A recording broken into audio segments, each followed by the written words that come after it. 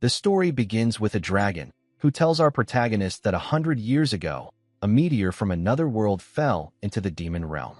The dragon further explains that our boy is the one who toyed with the demon realm using that strange power of his. But this, the dragon says, is where our boy's journey ends. The dragon instructs our boy to speak his wish. What desire led him to reach the dragon of the demon realm? Our protagonist's name is Min Saiwoo, a hunter whose specialty is healing. Saiwoo replies that he wants to return to the place he calls home. Upon hearing this, the dragon scoffs, saying that for someone who risked his life to challenge him, Saiwoo's wish is pitifully trivial. The dragon tells our boy that even if it's a wish that can never be granted, Saiwoo still came all this way, knowing that truth. The power to return to Saiwoo's home, the dimensional orb, is sealed within the dragon's heart. Hearing this, our boy smirks. Then Saiwoo tells the dragon, "Do you have any idea how much I had to suffer to find that? It's been a whole century, 100 damn years, in this cursed world." The dragon moves to strike at our boy, declaring that Saiwoo should consider himself lucky, for the dragon will now end his meaningless existence. Our boy starts to smile and calmly states, "Finally, I can put an end to this." A brilliant yellow light erupts through the area as our boy attacks. The dragon groans in pain, confused by the unsettling light. To the dragon's shock, he sees our boy's wounds begin to heal. But this isn't just ordinary healing, it's regeneration. Our boy walks confidently toward the dragon with a smirk. Saiwoo asks whether the dragon is going to hand over the dimensional orb or if he'll have to take it by force. Enraged, the dragon roars. Saiwoo and tells the dragon he has 3 seconds. In a flash, Saiwoo charges forward and defeats the dragon with a single decisive strike. We then see Saiwoo retrieve the dimensional orb. Without hesitation, Saiwoo consumes the dimensional orb. A deep yellow light fills the atmosphere. Our boy, eyes glowing, whispers, "Finally, I'm going home. To my disciples. To my little brother." The scene shifts. Our boy is lying on the damp soil of a rainforest. His eyes wrinkle under the sunlight before he suddenly sits up, sighing in pain. Our boy didn't come alone. He came with a mysterious being that lives inside his head, named Fry. Groaning, our boy mutters Frey's name, calling him a freeloader. Fry groggily responds, asking what he wants. He's busy throwing up from motion sickness. Saiwoo realizes Fry made it through to Earth as well. Our boy tells Fry to stop talking nonsense, or he'll vomit too. Murmuring to himself in confusion, our boy wonders aloud if this place is really Earth. Fry is flabbergasted and tells Saiwoo he can't even recognize his own home. Our boy retorts, "Don't you know Earth's landscapes vary depending on the location?" Saiwoo adds that the flow of mana feels eerily similar to that inside a gate. Shocked, our boy questions if they're really inside one. Then suddenly Saiwoo mana starts to surround his body, which surprises him. Confused, he suddenly yells, "What's wrong with my mana?" Fry, astonished, declares that our boy is a scam and jokes about breaking up with him. Our boy ignores the comment and mutters to himself, "Is this happening again?" Fry, baffled, asks what he means by again. Looking down at his trembling hands, our boy explains that it might be a side effect of dimensional travel. He recalls that when he was first sent from Earth 100 years ago, his status dropped significantly. Saiwoo gets frustrated, estimating that he now only has 15, maybe 20% of his former power. Fry, skeptical, asks if he's joking and tells him to recover quickly, or he'll kick him out. Annoyed, our boy snaps back, "You think it's that easy to kick me out?" His expression darkens. "It took me decades to recover last time." Exhausted and confused, Fry tells our boy that he's canceling their contract. Saiwoo's mana is too unstable, and without it, Fry can't use any of his magnificent skills. Our boy explains that it's not about Fry using his mana. Saiwoo's entire mana pool is unstable. The scene shifts once again, this time to another part of the forest. A brown-haired girl is in trouble. She's lost track of all her teammates. Panic fills her eyes as we see she's being chased by an orc. She trembles, thinking, "Why is there an orc this early in the dungeon?" Terrified, she shouts for help. As she turns to run, her foot catches on a stone and she falls hard to the ground. Looking up at the charging orc, she screams, tears falling down her face. "Am I going to die here?" Suddenly, our boy appears and defeats the orc with a single strike. He smiles and asks the brown-haired girl, "Is this really Earth?" She stares at him in shock and replies, "Yes." He continues, "Is this Korea?" Again, she nods and says yes. Then he asks, "What year is it?" To which she answers, "It's 2037. She remains stunned, unable to comprehend how he took down an orc in one hit. But our boy is unfazed. Compared to what he faced, this is nothing. After all, when Saiwu was teleported to another dimension in 2027, 100 years in the demon realm translated to only 10 years here. Curious, he asks her about the current president. She replies, with surprise in her voice, "It's Choi Dae-soo." Our boy shouts in disbelief, "That musclehead, the guy missing an eye? He's the president." He stands there, still confused, trying to wrap his head around the fact that Choi Dae-soo is now the leader of the country. Was there seriously no one better for the job? He mutters. Changing the topic, our boy comments that the mana flow in this place feels off. He asks her if they're inside a gate. The girl chuckles and replies, "No, this is actually the tutorial tower." She steps closer and begins explaining that the tower appeared a few years ago. It acts as a gateway for hunters. If someone manages to clear it, they awaken abilities and gain new skills. The higher their awakening rank, the better the guilds they can join. Because of this, everyone rushes to clear the tower as quickly as possible. Saiwu furrows his brows, confused. Back in my day, the awakened just fought without all this nonsense. She smiles and steps closer, explaining that it was like that for the first-generation hunters, but things have changed. Our boy asks, "So, we need to clear this tower to get out? How long will that take?" She replies, "Usually about 8 weeks. But if you're skilled, maybe 6. The record holder is Ryu Jaiwan, a second-generation genius hunter. He cleared it in 3 weeks. Just then, as they stand alone in the middle of the forest, the girl suddenly senses something. Her eyes widen in fear as she spots a white tiger walking toward them. She panics, whispering, "It's a troll tiger. We need to run." But our boy remains calm, still processing the idea that 3 weeks is far too long for him. Saiwu sighs, murmuring, "My mana flow is sluggish, my body's not moving like it should." As the tiger leaps toward them, she shouts at him, "Didn't the academy teach you to run if you see a troll tiger?" But our boy remains lost in thought, calmly muttering that he has no choice. He'll just give himself a little extra time. Then, without even looking, Saiwu defeats the troll tiger with a single punch. As the beast crashes to the ground, he turns to her and says, 5 days. That should be enough." The scene shifts to an office, where the guildmaster's assistant informs him that someone has just exited the tutorial tower. Min Sijuan, the guildmaster, replies, "Not bad. They entered 8 weeks ago." But the assistant hesitates before adding, "That's the problem. The person wasn't on the original entry list." Min Sijuan furrows his brows in confusion. "Which batch are they from?" he asks. She responds nervously, "There's no record of him at all. And now he's causing a commotion outside." She hands him a photo, and the moment he sees it, he freezes. His eyes widen in disbelief as he mutters, "Hyung." Meanwhile, outside, our boy sighs, glancing at the girl trailing behind him. He wonders silently, "Is she seriously chasing after me?" The brown-haired girl couldn't believe that Saiwu had cleared the Tower of Tutorials in just 5 days. On the other hand, our boy was genuinely surprised to find that combat had significantly accelerated his recovery. Saiwu noted that he felt like about 25% of his strength had returned. The system then notified them that the tutorial had been completed and was now calculating stats and analyzing skill compatibility. However, the system was unable to measure something. Suddenly, it announced that the gate was opening. Our boy walked toward the gate, and the girl let out a sigh, calling after him, asking if they could go together. Saiwu simply smiled and stepped into the gate. On the other side, outside the tutorial tower, our boy and the brown-haired girl emerged and were immediately stopped by a staff member. Saiwu's name wasn't listed among the registered candidates who had entered the tower. 3 hunters walking nearby noticed the commotion. Their leader glanced over and asked, "Why is there such a fuss?"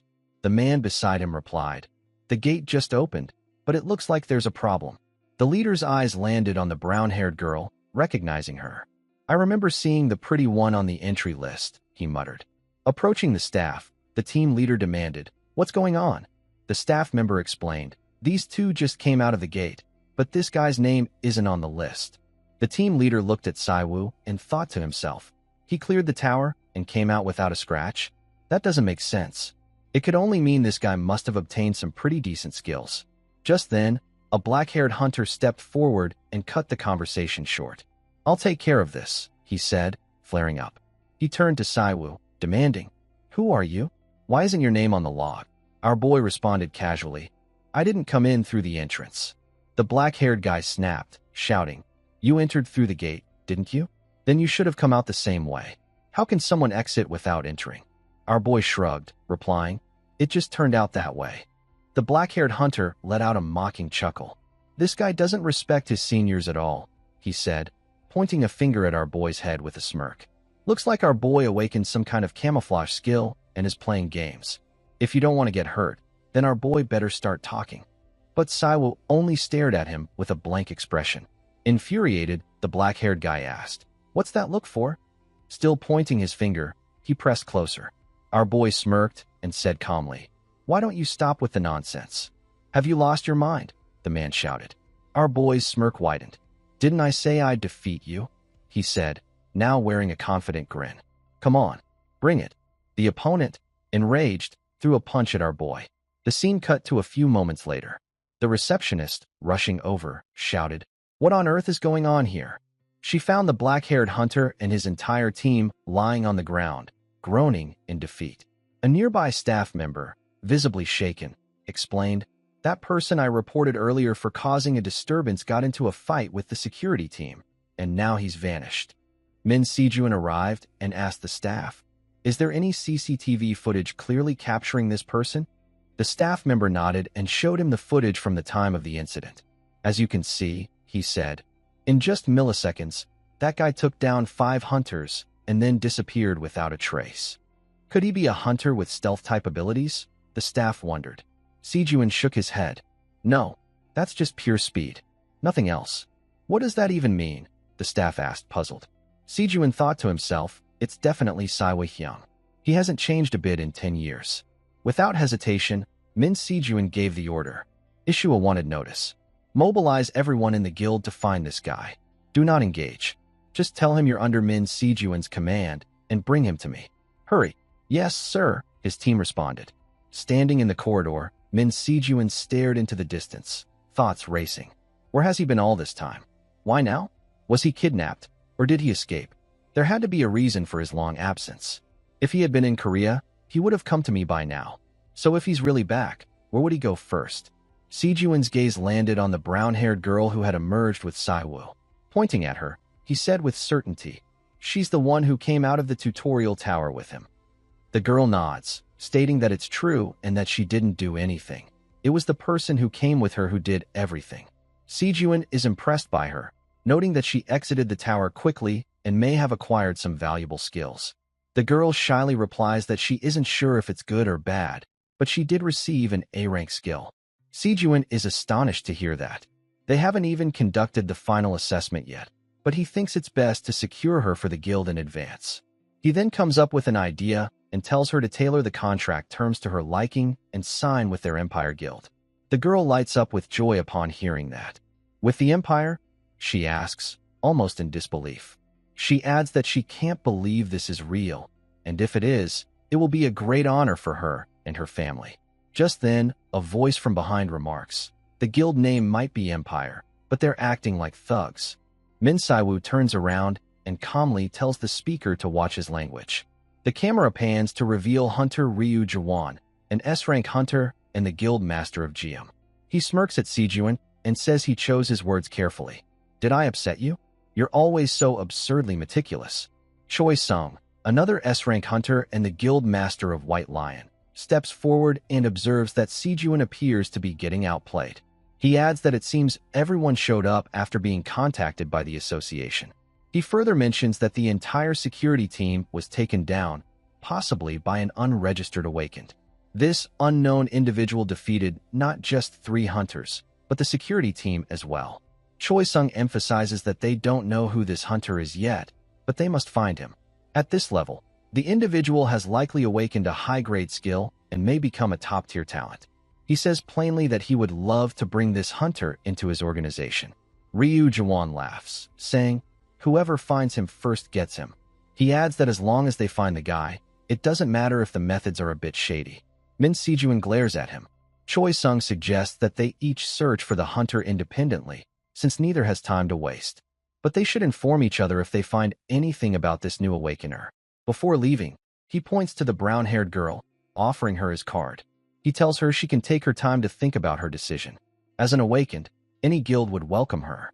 "Just do as you please," he says. While walking away, Ryu Jawan remarks that he'll be in touch if he finds the new awakener. Min Sijuan responds in frustration, muttering that it's not like that's going to happen. In another scene, Jawan's assistant asks how his conversation with them went. Jawan instructs his assistant, Jinsik, to gather all the C and D-rank hunters from Geum, form a team, and deploy them immediately. "I want to find this new awakener," he says. Jinsik smirks and asks who he's referring to. Ryu Jawan grins and replies, "I'm talking about Min Sijuan's brother, Hunter Min Saiwoo." Then the scene shifts to a restaurant, where Saiwoo is waiting for his fried chicken. Fry remarks that the first place Saiwoo came to after returning to Earth is one that serves nothing but fried birds. Our boy denies the claim and tells Fry to just try it. He's certain that once Fry tastes it, he'll understand why he rushed over. Fry takes a bite, visibly impressed, and exclaims that the chicken is incredible. He dramatically laments how he's wasted his entire life, asking how our boy possibly survived 100 years in the demon realm without experiencing this. Our boy calmly tells him to be quiet. He's filling him up with humanity. Fry demands more, urging our boy not to hog it all for himself, insisting that everything is his now. He thanks Saiwoo for letting him share the fried bird with him. As they walk down the street, Fry asks where they're headed. Our boy, clearly annoyed, responds that he's going home. When they arrive at a house, Fry asks if this is Saiwoo's home. Our boy confirms it, opens the door with his hand, and quietly steps inside. As he enters, a voice calls out, saying he's late. It's his father's voice. His mother then asks if he's hungry, saying dinner is ready and he should call his brother Sijuan. Suddenly, it hits him. This is his childhood. His mother repeats the question, and he watches a little boy running toward her, shouting that he's hungry. Their mother, holding the pot, tells them to wash their hands first. The vision fades, and he's left staring at an old, abandoned house. Our boy sits in silence, stunned. He hadn't expected something like this. Thinking that he still can't recall his parents' faces, he reflects bitterly that while people say forgetting is a gift from God, for him, it's a curse. Saiwoo spent 100 years in the demon realm, surviving endless battles on a foreign world. The dulling of his senses, the passage of warped time, and the erosion of his sense of self, all of it tried to erase him. He feared the curse of oblivion would consume him entirely. So he clung tightly to fragments of memory, his younger sibling, his disciples. They weren't just memories. They became obsessions, anchors, lingering attachments. And that's okay. For Saiwoo, it's enough that he survived a century. Fry looks around and remarks that Saiwoo's home feels lonely, and strangely, their place in the demon realm felt warmer. He adds that Saiwoo survived because of him too. Our boy pauses, then silently agrees and thanks Fry in his heart. Suddenly, a thought hits him. There's no chicken here. Fry smirks and admits that, logically, he's got no comeback for that. Saiwoo rises, adjusting his expression. He smiles softly and says he just wanted to stop by briefly and that it's time to move on.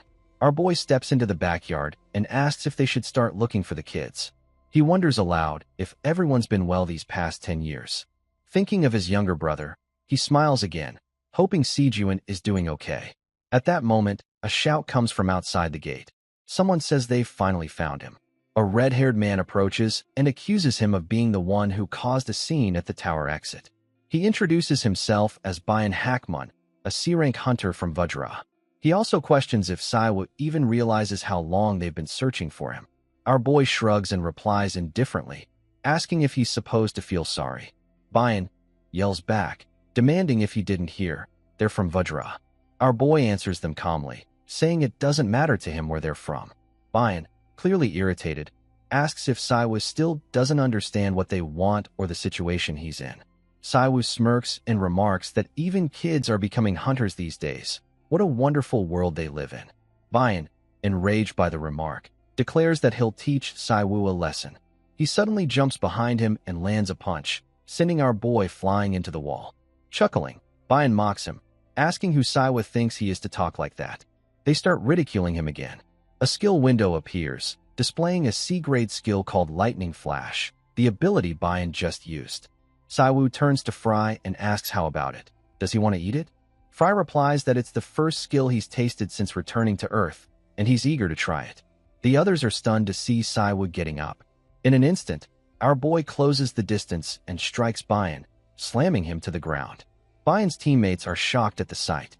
Our boy tells Fry to go ahead and eat the new skill. A dark magic circle appears, and Saiwu successfully extracts it. He remarks that Frey's abilities work on Earth too. Fry grins and says it feels good, but still not as good as chicken. One of Bayan's teammates yells in frustration and charges at our boy. Without hesitation, Saiwu defeats them all with a single, swift strike. Another attacker comes from behind, but our boy dodges easily and counters with a powerful kick. Another skill window appears, this time showing Vital Point Strike, a C+ grade ability. Our boy notices the opponent's blade is dull and wonders why a swordsman would carry such a weapon. He mutters that he'd like to borrow it. Just as he prepares to strike again, a voice calls out behind him. Our boy freezes in shock. It's his younger brother, Sijuan. Seeing his older brother after so long, Sijuan begins to cry. 20 years ago, the gates opened on a peaceful Earth, throwing the world into chaos. Monsters poured out of the gates, rampaging across the land, and the first generation of awakened individuals gained their powers the moment the gates appeared. With no policies or laws in place to control the situation, it became an era of barbarism, where everyone was inexperienced and simply trying to survive. In the midst of this chaos, Min Sijuan and his siblings lost their parents at a young age, forcing them to survive by any means necessary. Saiwu was one of the first generation awakened, who dropped out of school to become a hunter in order to raise his younger brother. Young Min Sijuan once asked his elder brother why he wasn't going to school. Saiwu smiled and told him that he had work to do instead. Sijuan asked if he was doing all this because of him. Saiwu patted his head and replied that he was just terrible at studying, so he decided to start his career early. Sijuan stayed quiet for a moment, then asked sadly if he would be coming back late. Saiwu smiled again to comfort him and promised he'd return early. Then, he gently closed the gate behind him. The scene shifts to the present, where Saiwu arrives at Sijuan's place. Our boy is surprised to see that his younger brother lives in such a nice home. He asks Sijuan if he really bought this place on his own, even without a loan. Clearly shocked, our boy asks if he's really succeeded. Sijuan responds coolly, saying it's nothing special and that the money was earned using the skills he learned from Hyung. He tells Saiwu that this is the house they were meant to live in together, and there's a room prepared for him too. Inwardly, Sijuan can hardly believe it's really his older brother. How could the person they searched for all these years suddenly reappear after 10 years? Our boy chuckles, joking that he'll be raised by his little brother now, since there's a room waiting for him in this fancy house. He praises his brother, telling him he's worked hard. Min Sijuan smiles slightly and replies that it was Hyung who did all the hard work. What nonsense is he talking about? Now truly accepting the reality, Sijuan tells our boy that he has no idea how hard he searched for him. He asks where Saiwu has been all this time and why he only returned now. Our boy chuckles again, joy in his eyes, and says that he has 100 years worth of stories to share, placing his hand gently on Sijuan's head. As they sit together, Saiwu tells him everything. To summarize, Sijuan recounts that 10 years ago, when Saiwu defeated the fourth demon lord, he was transported to another dimension by an artifact the demon lord possessed. In that other world, Saiwu met a being called a predator, capable of extracting other people's skills. For 100 years, our boy lived with that power, growing stronger, and eventually sought out dragons with dimensional magic. When Saiwu reached the Dragon King, he defeated him and obtained the dimensional orb embedded in the dragon's heart, which allowed him to return to Earth. With that, he finally made it back home. Now, our boy continues, telling Sijuan that the predator crossed over to Earth with him, and is now inside his head. Sijuan is shocked and asks again if he means the predator is inside his head, and if it's some kind of possession. Our boy replies that it's not possession, but more like a partnership, a comrade. Our boy tells Sijuan not to take it too seriously, and assures him that his Hyung isn't crazy. Sijuan tells Saiwoo he believes him. He adds that the world they live in now isn't one where things like that sound unbelievable anymore. It doesn't matter. He flares up emotionally, saying it's enough for him that his older brother is back. Our boy smiles and tells him it's Sijuan's turn to share. He points to a picture on the laptop and asks what happened in the country over the past 10 years that allowed someone like Choi Dae-soo to become president. Sijuan begins explaining. After Saiwoo disappeared, Dae-soo took all the credit for defeating the fourth demon lord. With that, he was celebrated as the greatest hunter of the first generation. Using his artificial reputation, he ascended to the presidency. He continues to push policies that work against their guild. Sijuan confesses that he's afraid of what Dae-soo will do if he finds out that Saiwoo has returned. Our boy scoffs, saying Dae-soo's intentions are obvious. After all, he's the only SS rank hunter in South Korea, and frankly, it's laughable. Saiwoo then brings up the group, called Gwam, the ones who attacked him at the house. He asks if they're Dae-soo's lackeys. Sijuan explains that Dae-soo's guild is called Infinite. There are 7 representative guilds in South Korea, collectively known as Heptagram. Their own guild, Empire, is one of them. He adds that Vajra is a guild belonging to the second generation and is led by hunter Ryu Jawan. Sijuan reassures his brother that he'll handle the situation from today, so Saiwoo shouldn't worry about it. Our boy, watching him, is quietly stunned. His little brother has changed. He's become a bit rough around the edges in these 10 years. Our boy asks him about his disciples. Sijuan replies that they've been living apart. Then Saiwoo inquires if Sijuan has any disciples of his own. Sijuan responds that they haven't contacted each other in a while. Xiaolong went back home, and Kang Yohwa is now under Choi Dae-soo. Hearing this, Saiwoo remarks that it's a bit unexpected. Then he asks about Minjun. Sijuan replies that she was killed. Saiwoo's expression hardens with anger, and our boy asks who did it. Sijuan explains that Minjun's body disappeared, so they couldn't identify the culprit. He adds that the only ones who could kill a hunter are other hunters or unregistered awakened individuals. At the time, even HMCS participated in the investigation, but there was no progress. Our boy asks what HMCS is. Sijuan replies that HMCS stands for the Hunter Special Investigation Unit, an international agency operating on the front lines of hunter-related crime. He shows Saiwoo the laptop screen and continues, explaining that HMCS has the authority to investigate and arrest all awakened criminals. In other words, they're like hunter police. Our boy asks if he has any connections there. Sijuan nods and replies that he does, but questions if Saiwoo seriously plans to join them. He adds that if it's an investigation our boy wants, he should use their guild's information team instead, and warns him not to get involved with dangerous places like HMCS. Our boy answers that he's not just looking for information. Sijuan interrupts, pointing out that hunters are about combat, while HMCS deals with crimes.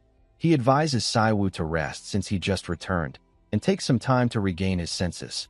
Our boy replies while scrolling through the laptop, calmly saying he spent 100 years fighting in the other world. And after surviving that, what hasn't he done? He says with a gentle smile. Suddenly, Sijuan remembers something. He had forgotten Saiwoo's nickname. He says, if that's how Saiwoo feels, he understands. Yehi of Frozen Soul is a manager there, and he'll make contact. Saiwoo thanks his brother with a soft smile. Sijuan thinks to himself that although his brother's face is the same, the atmosphere around him has changed. He wonders what really happened in that other world.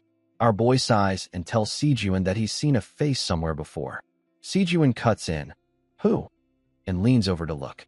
They both sit in front of the laptop. Sijuan begins reading aloud. HMCS, Gangbuk District Team Leader Huang Jianggu, a 1.5 generation hunter. Do you know him? Then the scene shifts.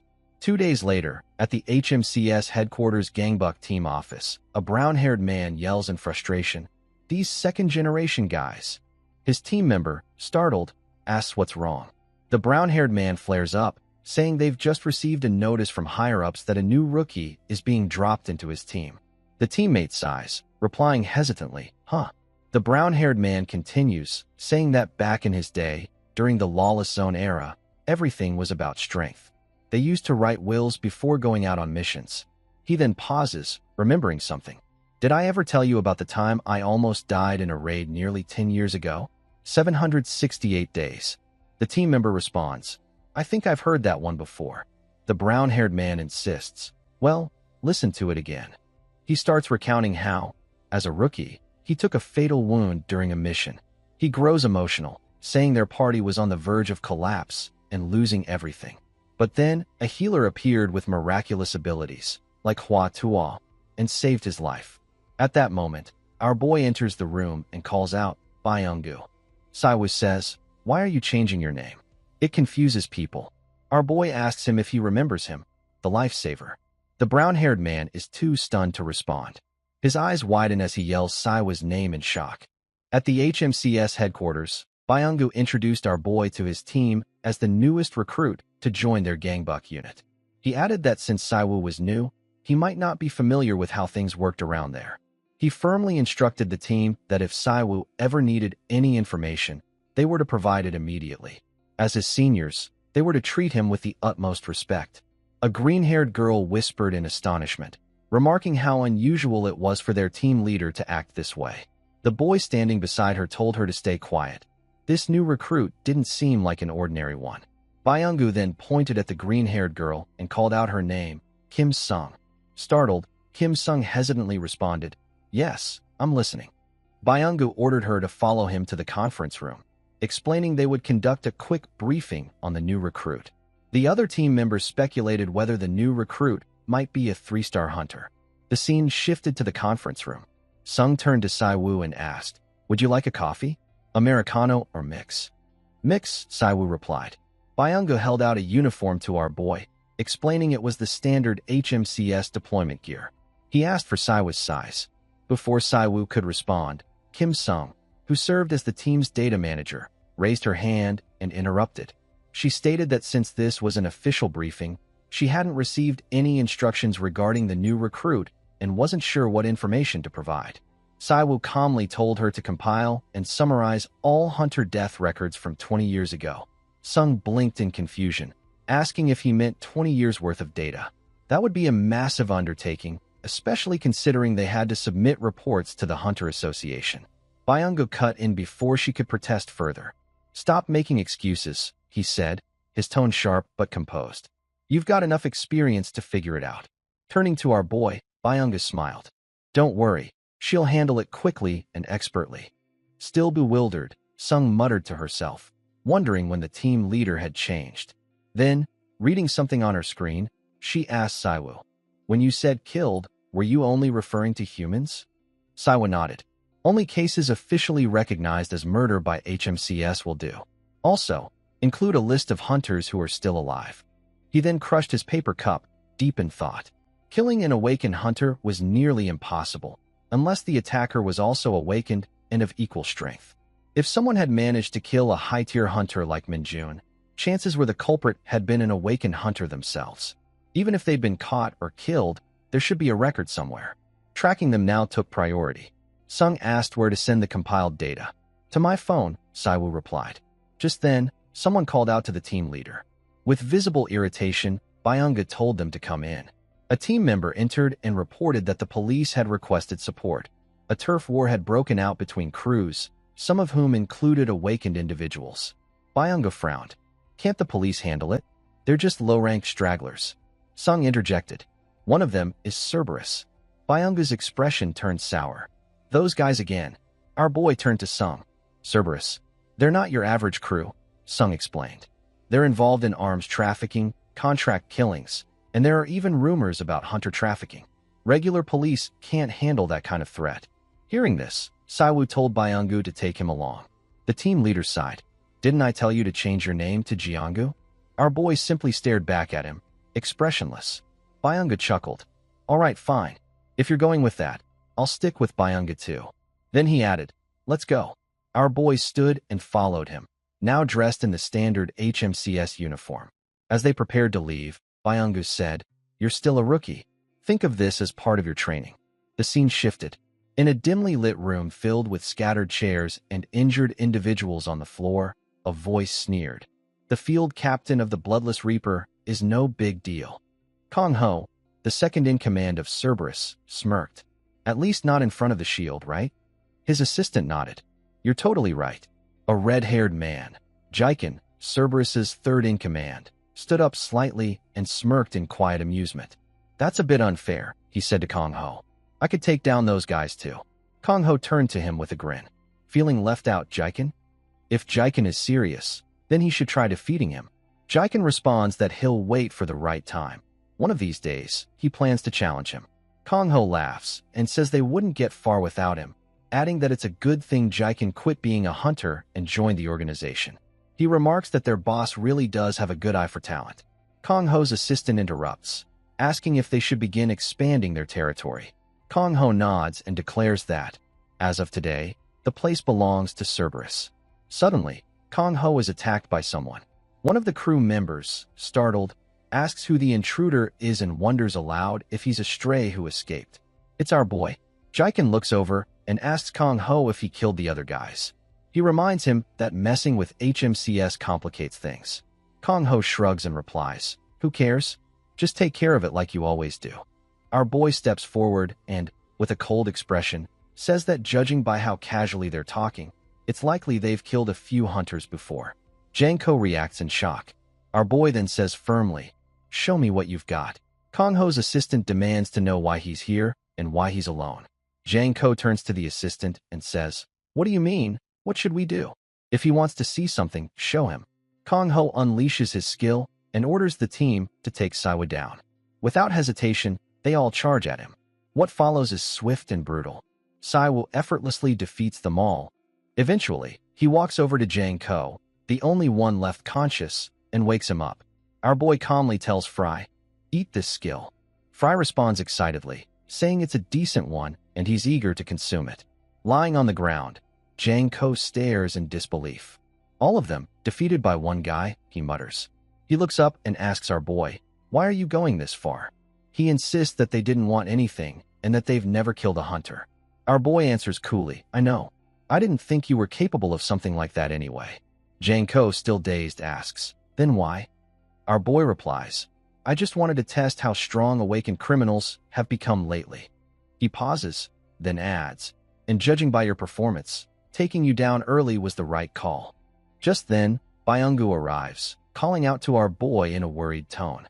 He asks if he's all right, explaining that they've cleared the entire upper floor. He reminds our boy that he insisted on going alone, which is why he was concerned. Our boy responds that he defeated all the others and spared one, Janko, since Byungu would need at least one boss-level target.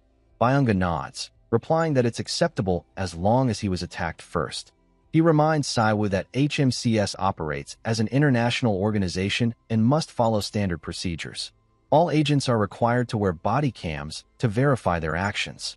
Byungu watches the aftermath, thinking in astonishment that these Cerberus members were ruthless enough to warrant immediate execution. Yet Siwa took them all down alone. And he's speaking about it so casually? He recalls that our boy used to be called the Mad Dog and wonders silently, was he always this rough?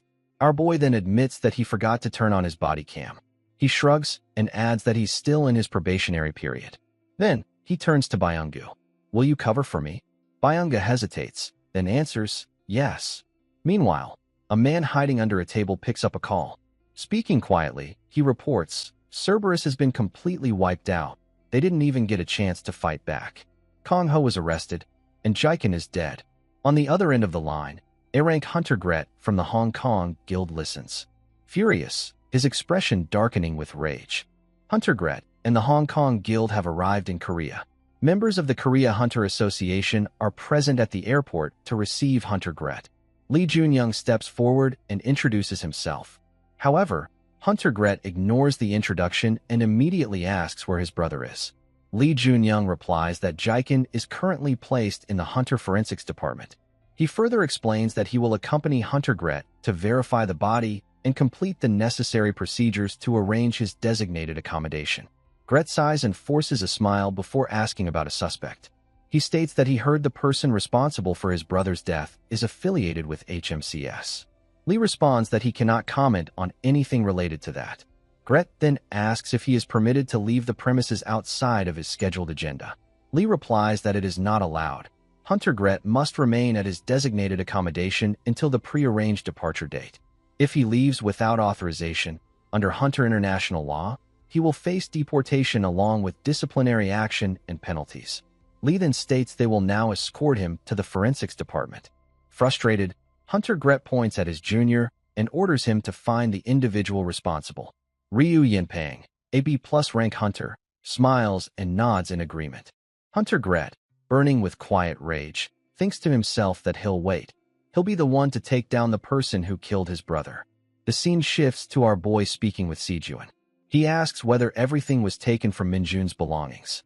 Sijuan, offering him a diary, explains that 2 days after Minjun was killed, the house was completely ransacked. Our boy confirms, asking if a hunter's mana is like a fingerprint, capable of revealing their code, attributes, and rank. Saiwu then notes that the investigators believe the culprit took everything to erase any trace of their presence. Since Minjun was an archaeologist and his house was filled with valuable research material, not a single item containing his mana was left behind. Our boy then asks if they're certain the real culprit did this, or if it might have just been a random burglary. Sijuan looks confused by the question. Saiwu points to a sheet of paper, stating that most of the stolen items were valuable. With the level of mess left behind, the chances of leaving evidence actually increase. If the true intent was to erase mana traces, it would have been far more effective to simply set fire to the house and destroy everything. Sijuan asks if Saiwu is implying that someone else took advantage of the empty house after Minjun was killed. Our boy replies that he reviewed HMCS crime files and found more cases like this than expected. As he walks down the corridor, our boy mutters that it looks like they'll need to rough up some fences. Sijuan responds with concern, saying that even if the resale process took time, it's been years. There's no way Minjun's things are still out there. Our boy smiles and replies, "We won't know until we check." The scene shifts again to later that day. Our boy vents to Fry, saying that this was exactly what he had told Sijuan with confidence. Now, exhausted and frustrated, he wonders aloud why there are so many thieves in such a small country. A whole week has passed, and he's getting nowhere. Fry reassures him, saying he has good instincts and should trust him. He'll guide him in the right direction. Moments later, after following Frey's lead, our boy finds himself in a dead end. He explodes in frustration, yelling that this was a waste of time. Fry sighs, clearly helpless. Then, our boy overhears a conversation nearby. Someone is telling another person about rumors that HMCS has been cracking down hard on the fences lately. The speaker adds that just yesterday, the entire Yongdeungpo area was taken down. A blonde-haired man listening and asks, confused, if that's really true, and whether HMCS actually did it without a warrant. He replies that it's the HMCS headquarters, an organization with full investigative authority and the right to eliminate awakened criminals on the spot. He adds that anyone who resists could end up either in prison or dead. The blonde-haired guy scoffs, saying they're just government puppets. Another person agrees, commenting that this is exactly why there are no high-rankers in organizations like HMCS. He continues, noting that the person taking down fences this time isn't just any ordinary agent. He explains that they work in stolen hunter goods and suggests it might be time to relocate their warehouse. Our boy, standing behind them, suddenly asks where that warehouse is. Shocked, they spin around and ask who's there. Smiling, our boy responds, "It's time for your warehouse to be confiscated." The group panics. One of them turns to his boss and whispers that he thinks it's the guy from HMCS who's been cracking down on fences. The boss immediately informs his team via phone to regroup at Sector 2, declaring it an emergency. Our boy calmly asks again where the warehouse is, warning them that unless they want to get injured, they should start talking. He doesn't have time to waste. The blonde-haired guy commands his assistant to handle the situation. The assistant nervously replies that he's not a combat type. Suddenly, more team members arrive and ask their boss what's going on. The boss smirks and replies that this idiot doesn't even realize where he's walked into. He declares that even if this guy is from HMCS, they'll teach him a lesson and no one will ever find his body. Our boy listens silently and then remarks that they're making it easier for him by gathering in one place. A yellow light bursts across the area. Turning to Fry, our boy tells him to use a new skill for the first time. Fry replies that one chicken will be counted as payment for one skill. Our boy agrees to the deal. The gang looks on in disbelief, having never expected something like this. Saiwu activates his lightning skill, and, with a single decisive strike, takes all of them down. Our boy turns to the blonde-haired man's assistant and asks, "So, ready to show me the warehouse now?"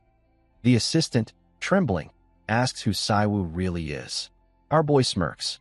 "I'm just a guy." After capturing all of them, our boy begins searching the area for clues. Fry, pointing at a diary, asks Saiwu if that's the manna he was so desperate to find. Our boy confirms that it is. He recognized it immediately. However, one thing remained untouched. The diary is actually a research journal belonging to Minjun. Our boy realizes there's a security spell placed on it, one strong enough that it won't open without the mana of its original owner. Fry asks if he's still going to eat, since the book won't open and they can't read it. Our boy, checking his phone, replies that it doesn't matter. He just needs the mana inside, not the book itself.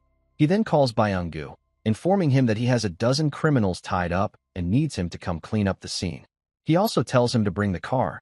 They've got somewhere else to be. The scene shifts to a battlefield neutral zone, a hidden marketplace where underground techniques, abilities, and magical artifacts are exchanged freely. Among the crowd, a blue-haired girl browses through a display of skill cards laid out on a table. She studies them carefully, her eyes narrowing in thought. After a long pause, she hesitantly chooses one. The girl's name is Shaman Mamyung, one of the 12 chiefs of Black Skyfall. She smiles softly, sensing that an important guest may soon be coming her way. In the battlefield neutral zone, our boy remarks that nothing has changed compared to 10 years ago. Fry comments that our boy is quite popular. Everyone is looking at Saiwu. He adds that their abilities all seem impressive and suggests they should take someone down and eat one of their skills. Our boy dismisses the idea, replying that this is a neutral combat zone and it would be too much of a hassle to fight anyone here. Just then, Mamyung approaches and notes that it's been a while since she last saw him.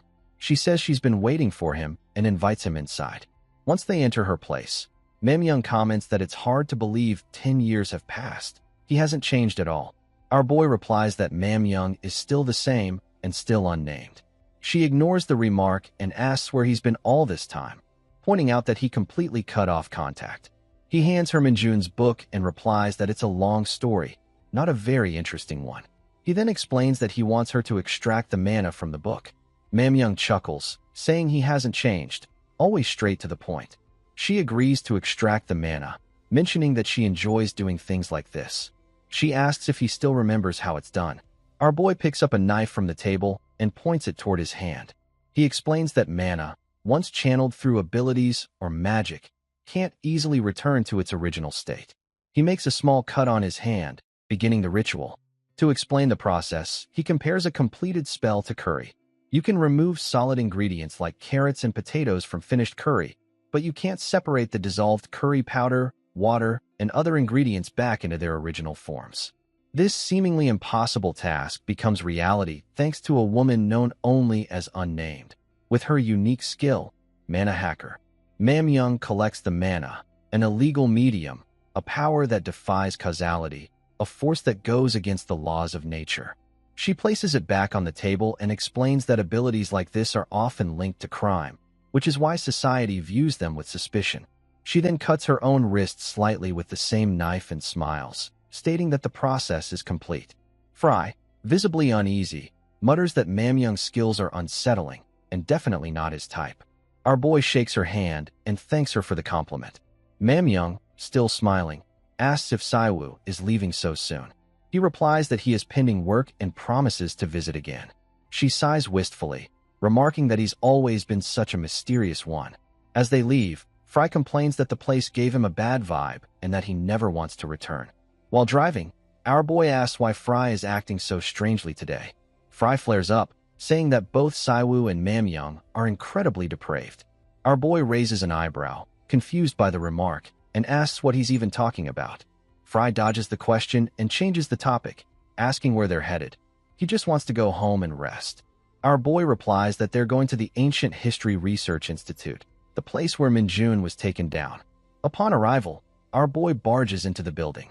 Fry groans, pointing out that ever since gaining powers, Saiwu has been barging in everywhere, and it's technically trespassing. Our boy waves it off, saying not to worry, the building belongs to the Empire Guild. He adds that it's fortunate Sijuan bought and preserve the place early on. Looking around, our boy reflects that he's not the only one still struggling to accept Minjun's death. He places his hand on a table and states that he wants to see the memory of that day. Fry looks concerned. "You're really going to use that?" Our boy murmurs something to himself. Suddenly, the room turns blue.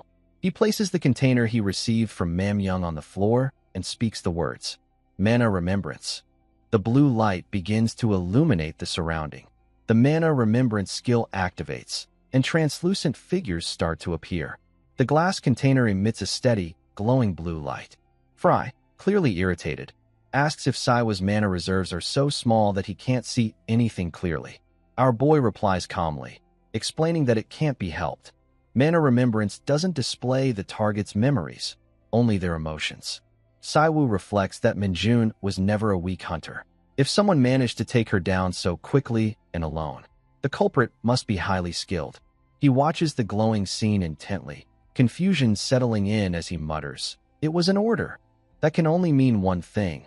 The higher-ups were involved. Minjun wasn't just a researcher. She was tied to an organization. Fry glances at him and asks if he's okay. Our boy, puzzled, responds, "What do you even mean by that?" Fry begins to speak seriously, recalling how, back in the demon realm, Saiwu constantly talked about his younger siblings and his disciples. Even after 100 years, he never forgot them. The very first thing he did upon returning was to look for them. Now, after watching his disciples' death with his own eyes and remaining completely composed, Fry questions whether our boy even has a heart at all. Our boy, surprised and amused, picks up the container from the floor and asks where Fry learned to speak like that. "It's hard to believe you'd say something like that," he says with a light laugh. Fry shrugs and replies, "I picked those words from X-Flix." Our boy doesn't respond. Fry continues, saying that Saiwa's emotions are surging so violently, they're making him feel nauseous. He then asks whether our boy is hiding his emotions, or if he simply doesn't have the ability to show them. Staring deeply into the container, our boy replies that he's completely fine. Still, a flicker of grief appears on his face. He adds that after 100 years, something inside was bound to break eventually. Suddenly, a masked figure enters through the door and asks, "Are you really Min Saiwu?" It's Ryu Yinpeng. Without waiting, Ryu questions where Saiwu has been wandering all day and what kind of trouble he's been causing. Then, changing the subject, he says someone really wants to meet him and tells our boy to come quietly. Our boy counts to 3 and then remarks that Ryu is acting awfully arrogant for someone dragging around 6 little weapons. Ryu remains silent for a moment, then smirks. "Good. That makes this easier." He offers Saiwu a choice. Option 1, come quietly. Option 2, resist and suffer severe injuries. Our boy sighs and says that, rather than getting hurt, he'd prefer to go along quietly. Ryu turns to his team and instructs them to capture Saiwu. But just as they move in, our boy strikes first, attacking the one closest to restraining him. A smile spreads across his face. "Actually, I like the second option more," he says with amusement. Fry grins from the side, calling the opponents fools and revealing that it was all a ruse. The enemy team rushes Saiwu at once. One of them shouts that he'll kill him, but just before the strike lands, a voice calls out, "Stop!" Our boy turns his head and sees Hunter Gret stepping forward. Gret, eyes locked on Saiwu, declares, "I'll take over from here. He's my target now." Our boy smirks, clearly entertained. "Well played, Gret." Angered, Gret demands to know if Saiwu is the one who killed Jiken of Cerberus, Gret's brother. Fry whispers to our boy that, among everyone they've encountered so far, this guy Gret has the most refined skills. Saiwu replies nonchalantly that he doesn't remember what Gret is talking about. Filled with rage, Gret releases his aura and charges at Saiwu. He throws his best punch, but our boy easily blocks it. With a smile, our boy comments that Gret's skills aren't bad. Saiwu then observes aloud that Gret is likely around A rank. Hearing this, Gret realizes something shocking. Our boy is a healer, especially since Saiwu is healing himself instantly after being hit. Wasting no time, Gret launches another strike, but Saiwu swiftly dodges by stepping back. Ryu and the others are stunned, witnessing Saiwu block the guildmaster's strike with ease. Gret yells at his subordinates, demanding to know why they're just standing there and ordering them to attack together. But before they can move, Saiwu activates his lightning flash skill and instantly takes down all of Gret's subordinates. Our boy, smiling, states, "It's been ages since things got this interesting." Gret's defeated team can't believe it. A healer with acceleration skills? They begin to question Saiwa's identity. Meanwhile, Gret watches carefully and realizes that Saiwu is analyzing all of his movements and dodging them with minimal effort. None of the acceleration-type hunters Gret has met in the gate had ever shown such precision. Gret wonders just how wide this guy's field of vision is. He's no ordinary man. Seeing the situation escalate, Gret decides to go all out immediately. At that moment, Saiwa speaks calmly. "You seem to be mistaken, Gret. If a crime has been committed, whether by your brother or someone else, they must face punishment. You and the others are awakened criminals. I'm simply the hand carrying out justice. So why do you look like you're the one who's been wronged? Shouldn't the people your brother hurt be the ones feeling that way?" Frustrated and enraged, Gret snaps, telling Saiwu to stop spouting nonsense. He shouts that Saiwu knows nothing about the life his brother lived. Gret declares that Jaikin had no choice but to become a criminal. He did it to feed and protect Gret when they were kids. Everything he did was just to survive. At that moment, Gret unleashes his A-rank skill, Wolf Fang Heavenly Strike, launching dozens of mana arrows toward our boy. Fry, sighing heavily, tells our boy that Saiwu is really overworking him today. After all, Fry is just a fragment of mana and feels exhausted. Saiwu replies, "Just one more time. I'll handle the rest after that." Then, Saiwu casts a legendary rank spell, Neutralize. The barrage of mana arrows suddenly vanishes, nullified before they reach him. Ryu stands in shock. He hadn't expected Saiwu to possess a skill capable of completely negating an A-rank hunter's attack. Ryu realizes they're at a disadvantage, and maybe they should surrender. Before he can act, Saiwu charges toward Gret, shouting, "Did everyone who went through what your brother did choose to become a criminal?" Our boy glares at Gret. "Stop with the fake sentimentality. That kind of excuse is outdated." He kicks at Gret, but Gret manages to block the attack, though the force pushes him back. Ryu and the others grow worried for their guild master, but Gret shouts at them to stay out of it. Gret thinks to himself, "A skill of that level can't be used repeatedly. If he's a healer, I still have the advantage in endurance. He'll run out of mana soon in close combat." Gret charges again, using the same skill, aiming another powerful strike at our boy. But once more, Saiwa dodges with ease and lands another kick. "Stop using that skill," our boy warns, striking Gret again. "The building's already falling apart. Are you going to take responsibility if it collapses?" Gret, even more enraged, uses Heavenly Strike again, but Saiwa steps out of its path effortlessly. In desperation, Gret turns to Ryu and shouts, "Bind him!" Confused, Ryu activates his binding skill but hesitates. "Wait, what do you want, Guildmaster? First you say don't get involved. Then Gret says, 'Do it.' And Ryu, unsure at first, follows the command. We see Ryu's binding spell successfully stop Saiwu from moving. Seeing this, Gret unleashes his full strength and charges at our boy to strike. In that instant, Saiwu activates his special skill, Life Steal, an SS rank ability that absorbs the life force of any target within range. As the skill takes effect, Gret begins to transform. He's been turned into a zombie. Shocked, Ryu stammers, asking how something like that could possibly be a healer's skill. Our boy calmly responds, saying that calling the very first skill Saiwu awakened as a hunter something like that misses the point entirely. Saiwu was never an ordinary healer. Instead of using mana to heal, his abilities are rooted in manipulating life force itself. It's life spirit sorcery. Then our boy turns to Ryu and says it's his turn. Terrified, Ryu backs away and pleads that he won't resist. Saiwa takes him down as well. Afterwards, our boy glances at his body cam and realizes it should have been recording. He quickly turns it on and asks if Byungu can see him properly. Saiwa clarifies that he didn't start the fight, again, so this qualifies as self-defense. On the other end, Byungu is stunned. He immediately calls and informs our boy that he accidentally pressed the live button instead of record, and almost 6,000 people are already watching the stream. The scene shifts to a government office, where officials are gathered, discussing how this situation has become tricky for the Ministry of Foreign Affairs. One of them questions when HMCS started streaming the capture of awakened criminals. Another responds that the practice began around 2 years ago as a promotional campaign launched by HMCS International Headquarters to attract talent. He explains that the concept was to streamline the process of apprehending criminals using social media integration. However, it was considered a failed project during its trial phase, as HMCS never produced high-quality footage. Suddenly, the man realizes an incredible talent must have recently joined HMCS. Why would someone this skilled end up here? The other official replies, "Is that really the issue right now? What matters is that the person taken down in the live stream was a guest hunter from Hong Kong's Red Guild. After verifying the video's authenticity, there are no legal violations under current laws."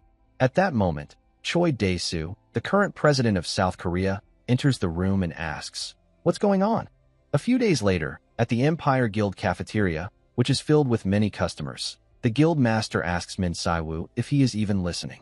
Min Si-woo is focused on eating his meal while the guild master talks about the live video that was released recently, growing anxious as he realizes Min Si-woo isn't listening at all. Fry comments that the guild master shouldn't bother someone while they're eating and should just be quiet and enjoy his pork cutlet. Enjoying his meal, Min Si-woo happily compliments the delicious cafeteria food, jokingly asking if that's the reason they call it a major guild. Then he curiously asks if he can eat in the cafeteria every day from now on. The guild master gives up and tells Min Si-woo that of course he can, but at least listen to what he's saying, and wonders how Min Si-woo has become so strangely obsessed with food. The guild master explains that the live broadcast of Gert from the Hong Kong Red Guild subduing someone has become a major topic online. Fortunately, the video was recorded from a body camera, so the footage was shaky and Min Si-woo's face wasn't clearly shown. Still, the guild master worries that if Choi Dae-soo finds out Min Si-woo is back, there's no telling what he might do. He's also concerned because Min Si-woo once mentioned that his mana hasn't fully recovered due to side effects from dimensional transfer.